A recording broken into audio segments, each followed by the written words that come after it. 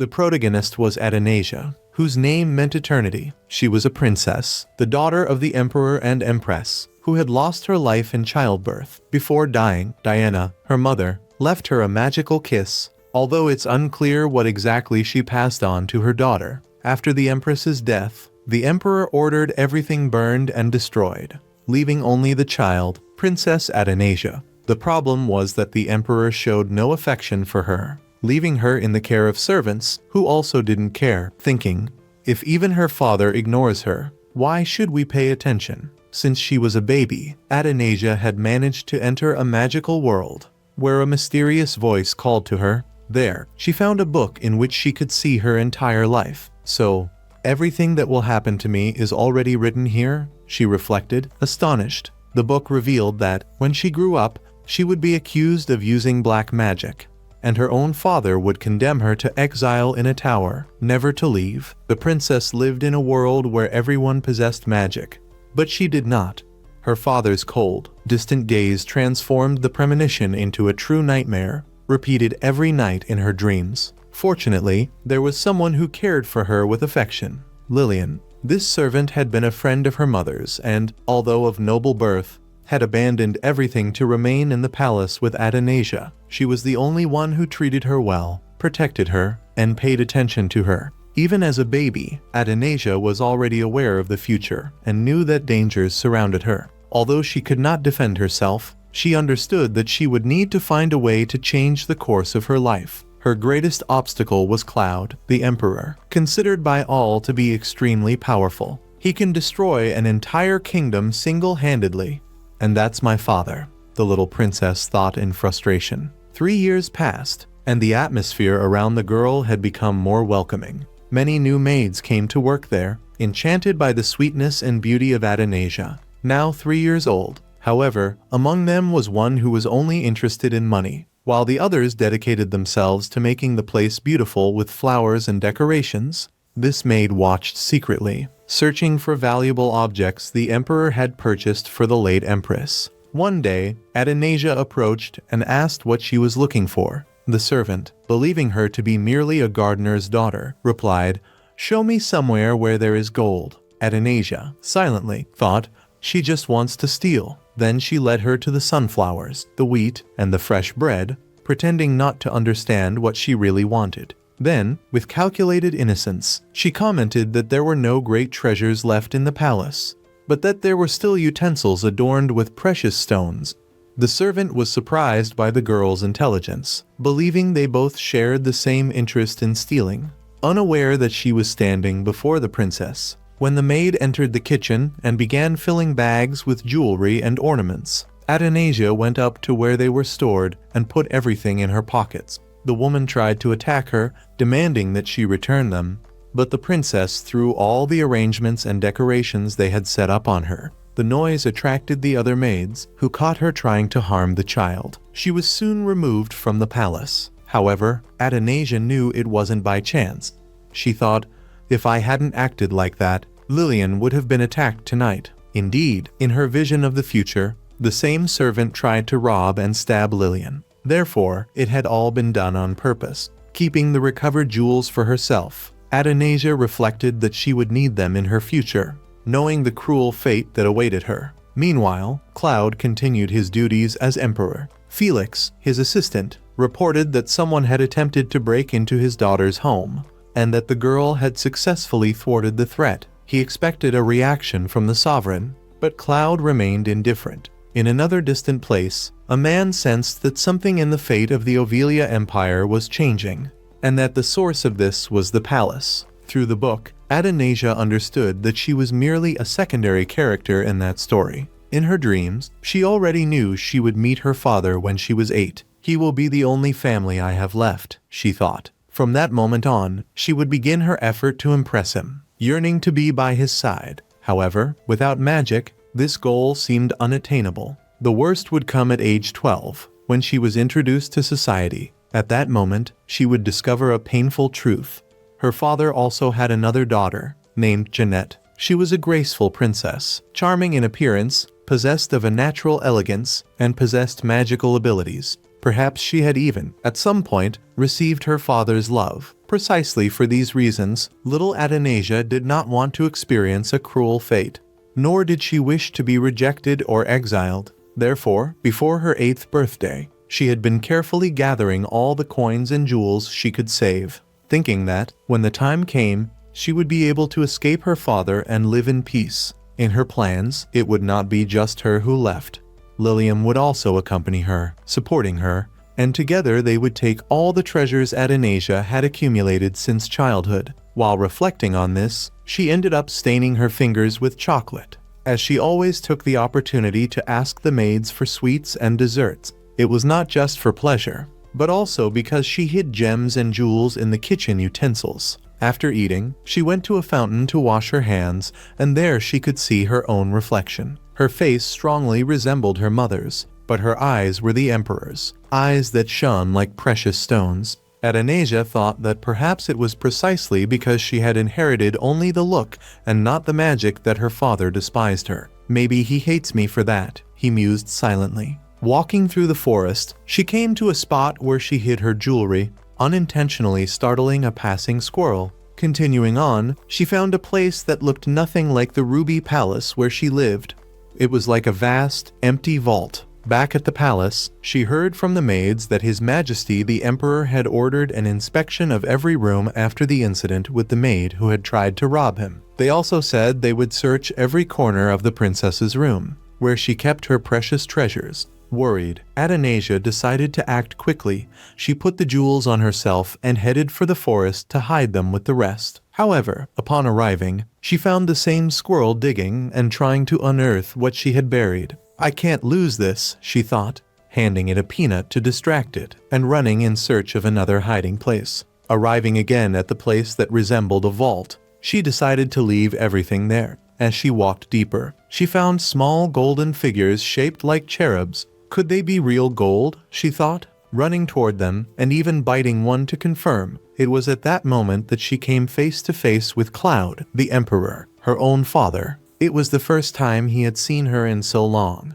and he immediately noticed the resemblance to the empress. For Athanasia, it was a shock. I wasn't supposed to meet him until I was 8. What's going on? She thought, frightened. Claude wasn't a caring man, and his expression made it unclear what he would do next. Felix, who was nearby, looked concerned when he saw the little girl before the sovereign. The emperor tried to remember her name, the name he had heard from the servants when the empress had passed away. Approaching Athanasia, he surprised everyone by saying, almost casually, that she was chubby, firmly pulling her cheeks. He then ordered Felix to prepare tea, as he would be having tea with his daughter. Something sweet was served, but Athanasia remained in shock. To her, this man was the same man who would, in the future, hate her, exile her, and condemn her for black magic. What she saw before her seemed impossible. Claude, for his part, watched her silently, hesitantly, wondering if she would be able to speak. Yes, she can, Athanasia replied timidly,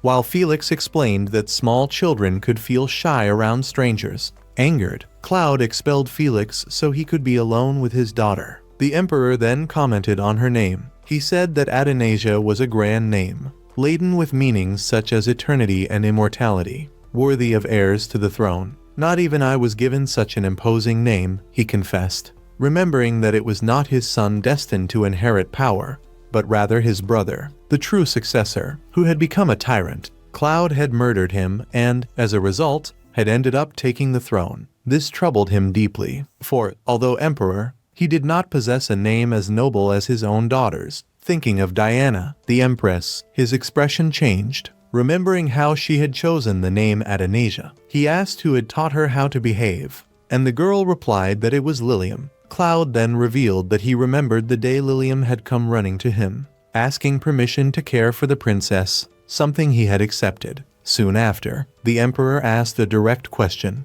He wanted to know if Athanasia knew who he was. Confused, she didn't know how to respond. Call him your majesty, father? Without much thought, she blurted out, in a sweet voice, that he was her father. Oh, I messed up. He must punish me for this, she thought distressedly. But Claude's reaction was unexpected. His eyes shone, as if he had enjoyed hearing his daughter call him that. Felix eventually led Athanasia back to the servants, who were eagerly searching for her. he informed everyone that His Majesty would certainly wish to see her again, which surprised the servants. Soon, Athanasia and Lilium were summoned to Claude, who thanked the maid for caring for the girl all these years. Athanasia, inwardly, couldn't believe it. He never cared about me. How can he act like this now? She thought, constantly remembering the future she knew. But in the present, Claude claimed he couldn't care for her because the responsibilities of the throne took him away, and that from then on she would live by his side, under his protection, like a true princess. The news delighted everyone around her, except Athanasia herself, who still believed her father was a demon in disguise. From then on, her routine changed.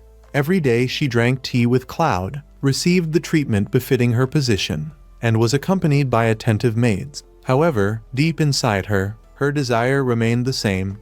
Before she turned 8, she would escape that place with everything she had gathered. Claude, on the other hand, became increasingly intrigued by his daughter. He discovered that she loved shiny things and began to grow closer. Thus began the days when Athanasia visited her father. Nervous in his presence, she made small mistakes, blurting out awkward gestures that, despite themselves, seemed charming. Claude didn't scold her or blame her. On the contrary, he seemed to enjoy it, and it was at this point that a spark of hope arose in Athanasia.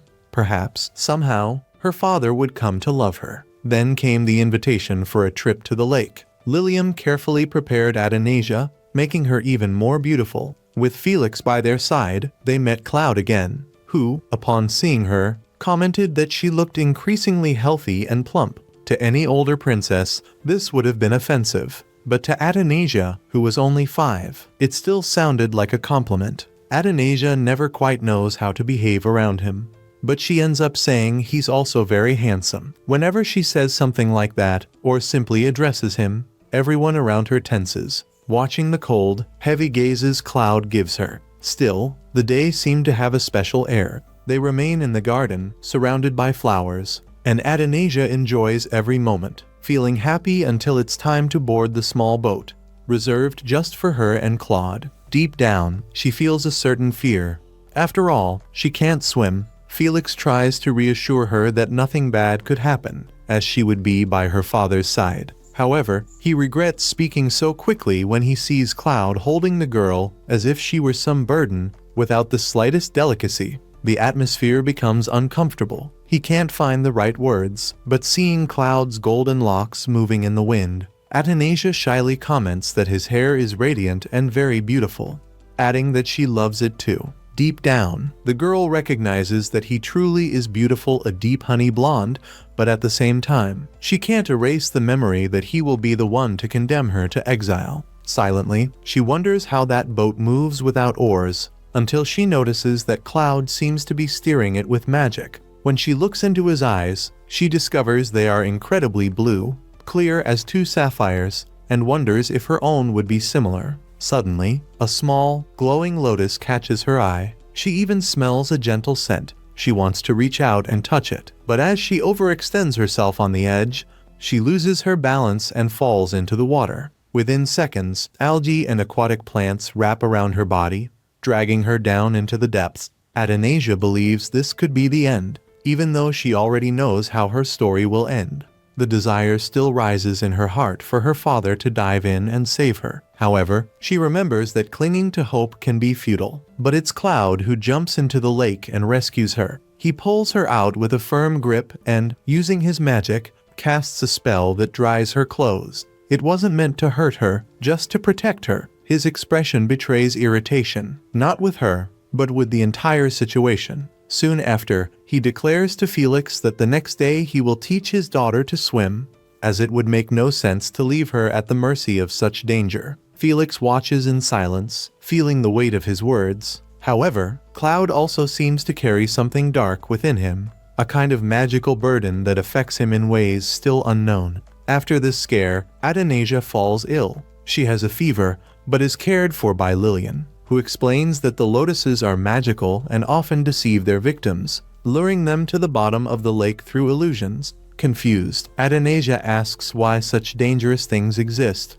and Lilian explains that only people without magic are affected. Since almost everyone in the castle is noble and possesses power, they needn't worry. It is then that Athanasia realizes the problem is that she is the most fragile. That same night, Claude returns to the lake. He walks to the center, where the lotuses float, and faces the strange presence that isn't quite a creature, but rather displays before him the image of Diana, Athanasia's mother. In Claude's thoughts, it's clear he's tried to stifle his feelings since Diana's death, erasing any emotion. However, now that he lives with his daughter, he realizes he feels no hatred. Felix also witnesses the scene, but Claude remains in control, refusing to allow the entity to harm him. He simply states that there are matters that need to be resolved. The next morning, a maid rushes to Athanasia's room to announce that there are many new servants. When they emerge, they find an entire group gathered, declaring that from now on they will all serve the princess.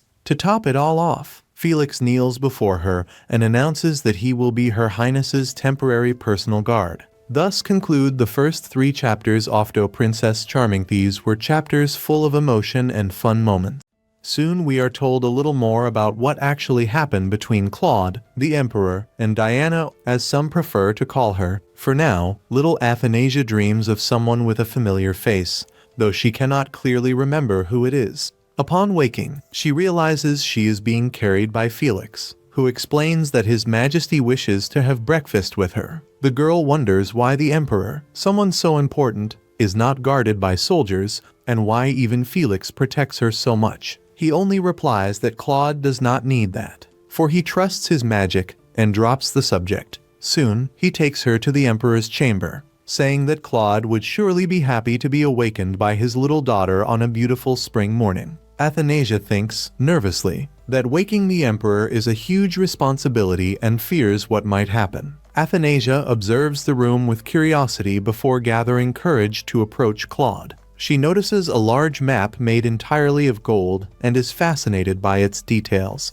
Looking around, she finds the Emperor asleep in an armchair, not in his bed, which surprises her. Near him, there is a portrait that catches her attention. When she faces that painting, she thinks that man looks exactly like the figure who, in her dreams, had banished her. She approaches slowly and imagines, in silence, that perhaps this is her chance to get revenge, even if only playfully. With that in mind, she touches his face and gently pulls his cheeks, amused to see the Emperor sleep so deeply. When she realizes he begins to wake up, she hums a small lullaby, hoping he falls asleep again. The plan works and Claude keeps sleeping peacefully. Later, he wakes up with flushed cheeks, remembering what the girl had done. Embarrassed, Athanasia tries to change the subject, commenting that the palace has many things she had never seen before. Claude, still with a faint smile, says she is allowed to explore as much as she wants. At that moment, Felix appears, informing him that a nobleman wishes to have an audience with the Emperor and also with the princess. Claude accepts, but decides to handle the matter first. Distracted, Athanasia hears Claude say that she must have breakfast with him every morning, which surprises her, since she already had permission to walk freely. She starts exploring the palace in search of a portrait of her mother. In her dreams, Diana's image appears, but her face is always blurred, which unsettles her. While wandering through the corridors, Athanasia finds old portraits rich in detail, but none show the woman she seeks. After much searching, she reaches a distant room where there is a painting covered by a cloth. When she removes it, she sees her mother's name written on the frame, but the picture is burned. Only parts of the face and dress remain visible. The girl feels her heart tighten and thinks, sadly, that perhaps her father ordered everything that reminded him of Diana to be destroyed. While reflecting, she hears voices in the hallway. Some nobles gossip maliciously that the king might want another queen soon and mock the fact that Athanasia has no magic. One of them, sarcastically, says that if the emperor once had a dancer queen, anyone can sit on the throne. At that moment, Claude appears before them with a cold stare. The three kneel immediately. He orders them never to mention Diana's name again. Watching from afar, Athanasia shivers and thinks that name must cause her father great pain. After everything, she returns to her room, gazing at the burned painting and wondering who her mother truly was. Tired, she decides to rest, and, remembering the lullaby she used to make her father sleep, she softly sings until she falls asleep. The next morning, Athanasia wakes up early, for she must once again have breakfast with Claude. She enters the room with a firm posture, trying to appear confident. When she sees him, she smiles and makes a graceful bow, which delights the maids. Claude, however, remains silent. During the meal, she is the one who talks almost all the time, while the emperor only watches her. The girl thinks, silently, whether her father gets tired of listening to her, or if his silence is because of her mother's memory. Then, she comments on the tea he usually drinks and asks if she may try it. Felix tries to stop her, saying it is too strong a drink, but Claude allows him to prepare a cup for her. Upon tasting it, Athanasia closes her eyes and says the flavor feels like flowers blooming inside her mouth. The remark makes Claude freeze for a moment, for those were the exact words Diana once said to him. Without saying anything, the emperor changes the subject, and Athanasia realizes she might have said something wrong, though she does not understand why. Later, the girl, still sad, burns some drawings she had made of her mother. The ashes are carried by the wind, but someone, hidden, collects every fragment. As days pass, Claude stops appearing at breakfast. Athanasia begins losing her appetite and avoids going to the table. One day, while walking down the corridors, she hears Felix talking with Lillian. He says it is normal for the princess to want to know about her mother, since everything related to her was destroyed in the palace. Felix mentions he intends to ask Claude to use magic and show the girl his own memories of Diana. Hearing that, Athanasia runs to them and begs them not to do it. Frightened, she says she does not want her father to hate her because of this matter. Felix kneels and gently says that the emperor never hated either her or Diana, and that he had promised the queen to protect his daughter. To prove it, he shows her the reason Claude needs no guards.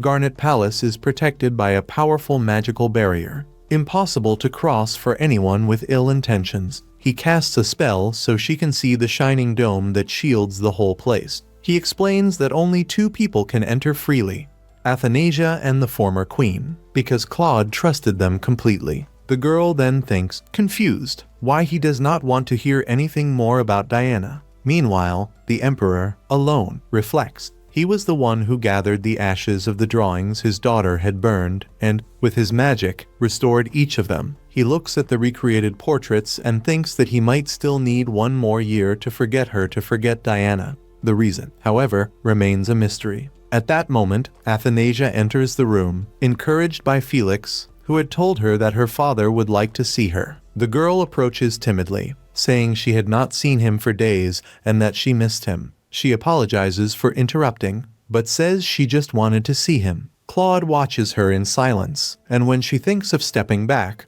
he holds her in his arms and murmurs that she is becoming bolder, as bold as her mother. Athanasia smiles, not fully understanding what he meant, while Claude simply embraces her, keeping the thought to himself. Claude carefully guides her to the bed, commenting that she probably did not rest well during the night. He then lies down beside her and asks her to sing the same song he had sung earlier, explaining that he wants to stay awake when she decides to get revenge by pinching his face. Athanasia hesitates for a moment and replies that she had already forgotten the melody. But Claude, with a slight smile and a playful tone, reminds her that lying to the king would be considered a crime. Faced with this, she sighs and begins to sing, while he discreetly uses his magic to transform the room into a serene and cozy setting, bathed in a soft light that invites sleep. As her voice fills the air, Claude simply observes in silence, feeling a rare peace. Gradually, he casts a spell that allows him to project some of his memories, and Athanasia begins to see them as if she were part of them. In the images that appear, she sees her mother smiling, radiant as she had never imagined before. Claude also watches these memories and realizes, once again, how he has always been a reserved man, with a serious and distant gaze. The song gradually fades, and the room becomes even calmer. In a few moments, the two end up falling asleep side by side, enveloped in a sweet and protective silence. Thus ends the 4th chapter of The Enchanted Princess. They wanted to assign a study partner to the young protagonist, since her powers had not yet awakened, and the Duke promptly suggested his own son. He was very intelligent and 3 years older than her. In the girl's dreams, he was the one who introduced the other young woman as the future successor to the throne and used her to rise through the hierarchy. Furthermore, his only son supposedly harbored feelings for that same girl. Since the present had changed, the protagonist imagined that he certainly wished to get closer to her to secure a better position. Before they could continue, she interrupted them immediately. She had heard everything. She recognized that the Duke's son was talented, read books about sociology and magic, but thought to herself that she had already done all that alone. She did not want a foolish person as a friend. She believed no one could match her in studies. However, he possessed magic a low blow. She thought that was enough. They decided to leave the subject for another day. Aeolus possessed a special planetarium, capable of measuring the amount of magic within a person. The greater the potential, the faster it spun. Hers, however, remained motionless. Her father held immense power, and her mother had been a dancer who used magic in every movement. Then how could she have no gift at all? 2 years later, while the maid bought high-quality fruits, everyone commented that her father loved the princess so much that he had built a library just for her. It was more than clear she would inherit the throne. It was then that a mysterious figure appeared. He realized that the maid was not supposed to be alive. Her destiny had been rewritten. Soon, the annoying boy appeared again. After 2 years, he worried that the princess still did not have a classmate. He said he had someone in mind, a girl of the same age. He himself had educated her. It was the girl from the future, the one who would take her place. The young woman had studied since childhood and possessed vast knowledge of law. The supposed plan was for this new student to approach the protagonist to meet her father. But the princess did not need help with law. She already knew everything by heart. She repeated in her thoughts. Article 1. The use of black magic is forbidden. Article 2. One must be just and not take advantage of the weak. Article 3. One must be benevolent and help those in need. Article 4. One must be loyal to the emperor and never deceive him. She was a true scholar. She believed her classmates should understand magic, history, and many other fields. To make that clear, she handed him a book without translation, but one she herself had translated into his language. And, in a low tone, she murmured that she did not want foolish friends. Before heading to the garden, she received from her father the book she so desired. It had been written by a magician whose name had been erased, containing numerous ancient spells. Her father warned, that book held an enchantment capable of awakening magical powers. He did not know if it would work, but he wanted to try. The book began to move, and she encountered the mysterious man. He had finally found the girl capable of manipulating destiny. However, since she was only a child, she thought he must have been mistaken. The red-haired girl approached and, in a single motion, manipulated and repelled him. He was the most powerful magician in the world. Before leaving, he gave her a piece of advice not to recite the spell to the end, as it would be extremely dangerous. The red-haired girl remembered nothing after that and, being somewhat curious, told her father that he should find a friend of the same age for the princess. The protagonist lived surrounded by adults and had no one to trust. She must have felt lonely. She thought that, deep down, they were so useless they could not even control her. As every morning, she went to have tea. Again, the table was covered with cakes, and now she could eat chocolates. However, those she had hidden in the kitchen had mysteriously disappeared. At the redhead's suggestion, her father asked if she would like to have a friend of the same age. If she agreed, he would choose one, but she replied that she did not need one, for she already had friends and cakes. She only wanted to live in peace until she turned 18. However, to change her own future, she knew she would need to master magic. Ignoring the warning of the mysterious man, she activated the spell again, releasing some chains from the book. Then she appeared the unknown figure who wanted to know whether her eyes belonged to the imperial family. Those who had eyes like hers had died 400 years ago. The current emperor was her father. It was said that people with eyes like jewels possessed powerful magic, but she had none. How, then, had she managed to twist the threads of the world? He did not wish to reveal the truth and put her to sleep. Even so, she did not give up on finding out. He was about to eliminate her when a cloud appeared and saved her. Frightened, she tried to cast a spell, and to her surprise, a shield formed before her. She felt happy, but her vision began to weaken. The last image she saw was of her father, with boots stained in blood. How could that be? Thus ended the 5th chapter.